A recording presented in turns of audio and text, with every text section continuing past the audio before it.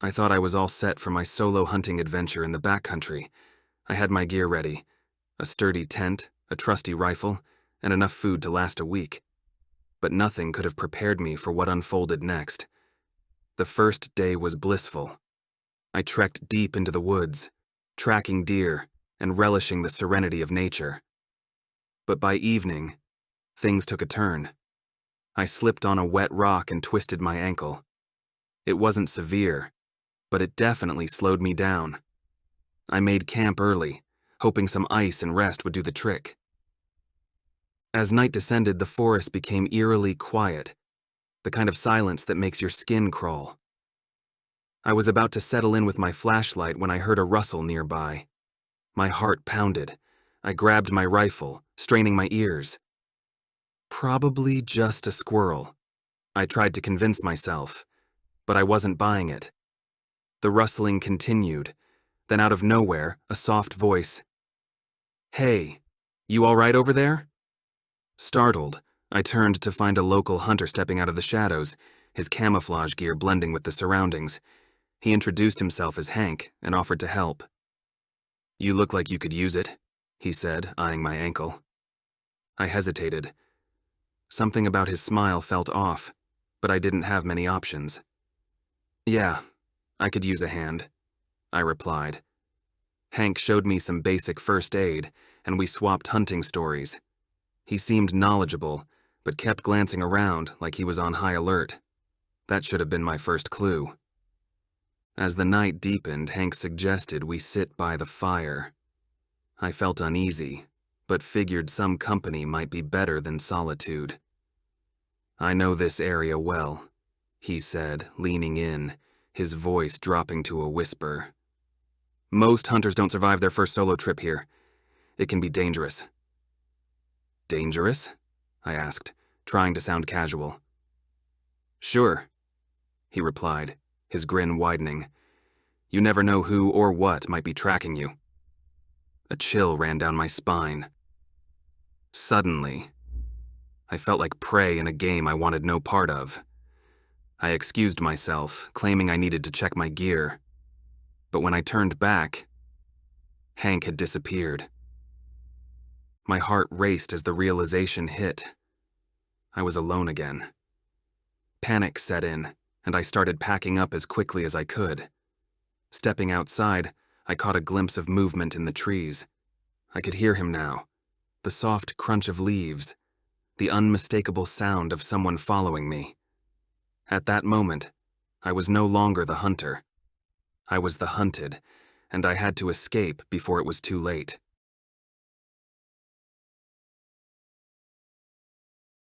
I've always loved hunting alone.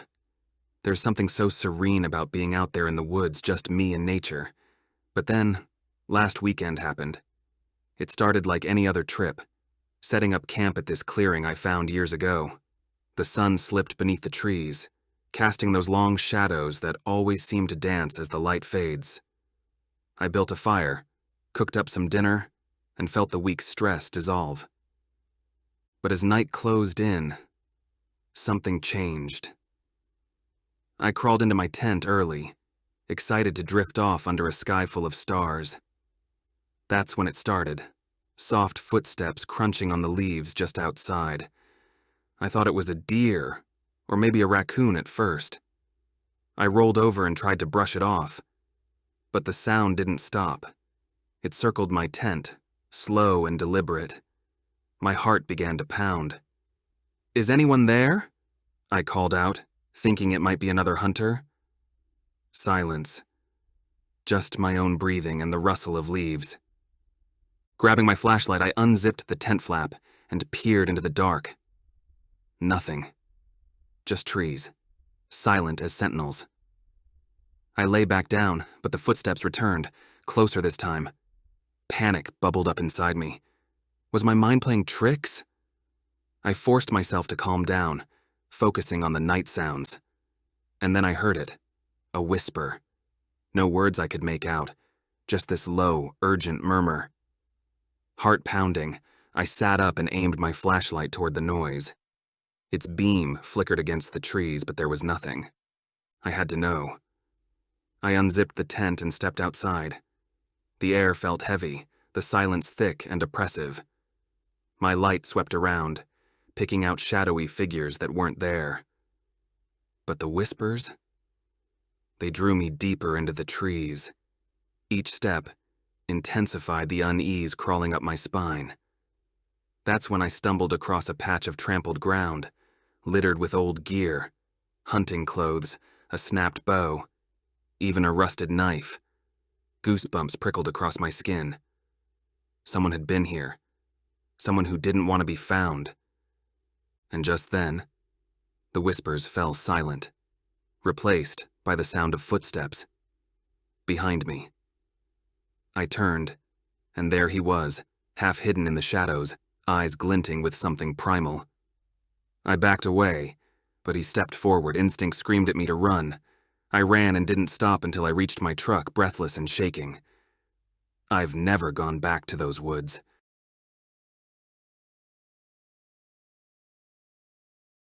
I've always thought of myself as a responsible hunter, taking pride in every rule followed and every precaution taken. But last weekend, something happened that pushed me to my limits, something I never saw coming. It began like any other hunting trip. I packed my gear, filled my thermos with coffee, and set off to my favorite spot deep in the woods. After a few hours of scouting, I stumbled across signs that someone else had been there, and not for good reasons. Broken branches littered the forest floor, empty shell casings gleamed in the underbrush, and the unmistakable stench of blood hung in the air. A poacher had been active in my territory. Anger and a sense of duty washed over me. I had to track him down. I followed the trail, senses on high alert. Yet, as I ventured deeper into the woods, an unsettling silence enveloped me. The usual rustle of wildlife was absent, leaving only an eerie, oppressive quiet. I stopped to gather my thoughts, and that's when I heard it, a voice low and urgent echoing through the trees. "Turn back." I whipped around, searching for its source, but saw nothing. Convinced it was just my imagination, I pressed on, determined to find the poacher. Eventually, I stumbled upon a small clearing, and that's when I saw it. The place was littered with old, rusted traps, remnants of hunts gone wrong. It was a graveyard of sorts, with bones, deer bones, scattered like grotesque confetti. My stomach churned. This was no ordinary hunt. Instinct screamed at me to leave, but then I heard footsteps crunching on the leaves behind me. I spun around, heart in my throat. There he was, the poacher. A gaunt man with wild eyes and a twisted grin that spoke of madness. "You shouldn't have come here," he said, his voice dripping with menace. I didn't wait for another word. Panic overtook me, and I ran, branches clawing at my arms as I tore through the forest. His laughter echoed behind me, a chilling soundtrack to my desperate escape. Somehow, I made it back to the clearing where my truck was parked.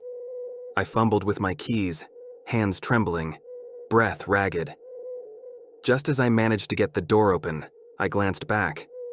He stood at the edge of the woods watching, that twisted grin still etched on his face. I didn't look back as I peeled away.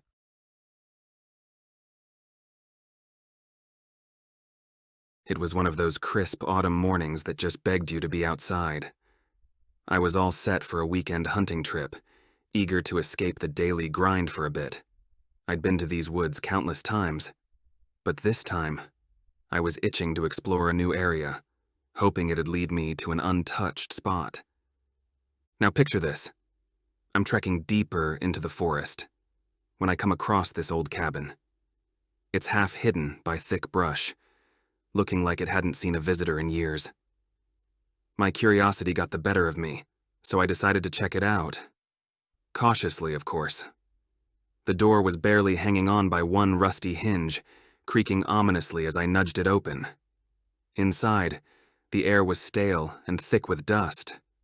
But what caught my eye were the walls, covered in faded photos of hunters, all grinning next to their trophies. Here's the kicker. The trophies weren't just deer. Some were remnants of other hunters. That realization hit me like a ton of bricks, and I felt a chill creep down my spine. I turned to leave, but something on the floor stopped me. A blood-stained jacket, frayed at the edges. My heart raced. What was it doing there? It dawned on me that this place wasn't a simple hunting lodge. It was a scene where things had gone wrong. Then I heard footsteps outside, and my pulse quickened. I ducked behind a rotting wooden beam and held my breath. The door creaked open wider, and in walked a scruffy-looking man, his worn-out hat pulled low over his eyes. I could see the glint of a knife strapped to his belt. "Anyone in here?" He called out, his voice gravelly. Pressing my back against the wall, I tried to steady my breath. He started moving around, glancing at the walls, then the floor. I was trapped.